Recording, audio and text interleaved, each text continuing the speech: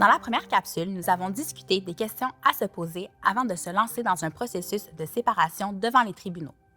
Dans cette deuxième capsule, nous allons détailler le processus judiciaire qui vous attend si vous devez vous tourner vers les tribunaux pour régler un différend avec votre ex-conjoint. Lorsque vous entamez des procédures judiciaires, il est important d'évaluer le niveau d'urgence de votre situation.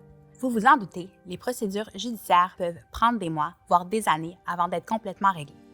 Mais il y a parfois des enjeux qui doivent être réglés immédiatement ou qui ne peuvent pas attendre jusqu'au procès. Il pourrait s'agir par exemple de la garde des enfants, du paiement d'une pension alimentaire ou encore de l'usage de la maison familiale. Dans ce cas de figure, il est possible de demander deux choses, une ordonnance de sauvegarde ou des mesures provisoires.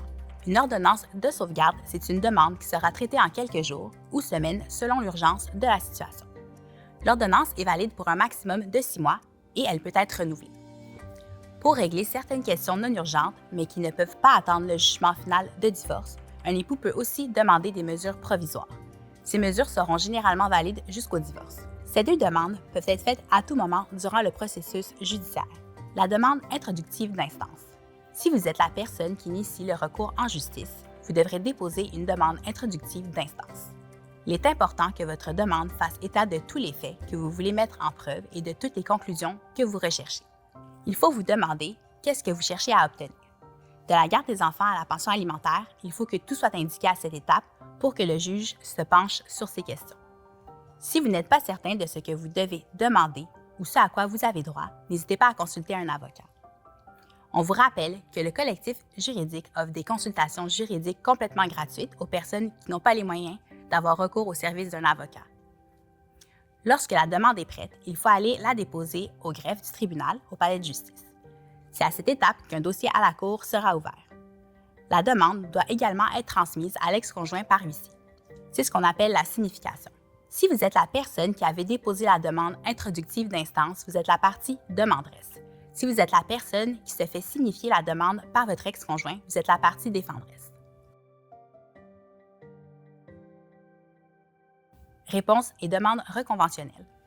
Dans le cas d'un divorce, l'époux qui reçoit la demande en divorce a 15 jours pour y répondre, sans quoi un jugement pourrait être rendu en son absence.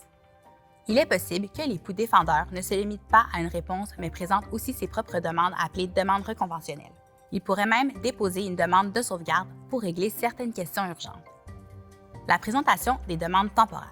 Si vous ou votre époux avez déposé une demande de sauvegarde ou une demande pour mesure provisoire, elle sera présentée au tribunal avant le procès. Lors de la présentation des demandes, le juge pourra rendre une décision sur la demande de sauvegarde. Comme on parle de situations urgentes, il n'y aura pas de procès à cette étape. Le juge va se baser sur les documents qui sont déjà au dossier et les explications de chacune des parties pour rendre sa décision. Pour ce qui est des mesures provisoires, il devra y avoir une audience subséquente, qui a normalement lieu quelques semaines ou mois plus tard. Il y aura alors un réel procès afin que le juge prenne une décision provisoire jusqu'au divorce. Techniquement, le juge du procès final n'est pas lié par les décisions sur l'ordonnance de sauvegarde ou les mesures provisoires. Mais dans les faits, les juges ont tendance à tenir compte de ces décisions au moment de trancher. Le protocole de l'instance. Les époux doivent préparer un protocole de l'instance, c'est-à-dire un échéancier des principales étapes qui auront lieu jusqu'à l'audience. Ils disposent d'un délai de 3 mois à compter de la signification de la demande en divorce pour déposer leur protocole de l'instance à la Cour. Sur le site Internet de la Cour supérieure, vous trouverez le modèle de protocole de l'instance en matière familiale. Les époux vont ensuite préparer leurs dossiers respectifs selon ce qui a été prévu au protocole de l'instance. Ça implique, entre autres, de rassembler les éléments de preuve, les partager à la partie adverse, les déposer à la cour, choisir les témoins et demander des expertises lorsque nécessaire. Lorsque le dossier est en état, c'est-à-dire que les parties ont accompli toutes les démarches prévues au protocole de l'instance, il faut faire une demande pour obtenir une date d'audience en remplissant un formulaire appelé « Demande d'inscription pour instruction » et le déposer au palais de justice. Les époux doivent avoir remis ce formulaire au plus tard 1 an après que le protocole de l'instance ait été accepté par le tribunal ou établi avec lui. Si vous n'êtes pas marié à votre ex-conjoint, le déroulement de votre dossier est un peu différent et généralement un peu plus simple. Avec la demande introductive d'instance au tout début du dossier, il faudra déposer ce qu'on appelle un avis de présentation, qui indique au conjoint défendeur à quel moment il devra se présenter au tribunal. À cette date, les ex-conjoints vont devoir participer à l'appel du rôle, qui est une procédure qui permet au personnel du palais de justice de s'assurer que le dossier est prêt à être entendu par un juge. Si le dossier est prêt, les ex-conjoints pourront fixer la date d'audience. Si le dossier n'est pas prêt, par exemple s'il manque certains documents, les ex-conjoints pourraient devoir se présenter de nouveau à la cour afin de fixer cette date. Si une demande de sauvegarde a été déposée, un juge pourra rendre une décision temporaire au moment de la présentation des demandes.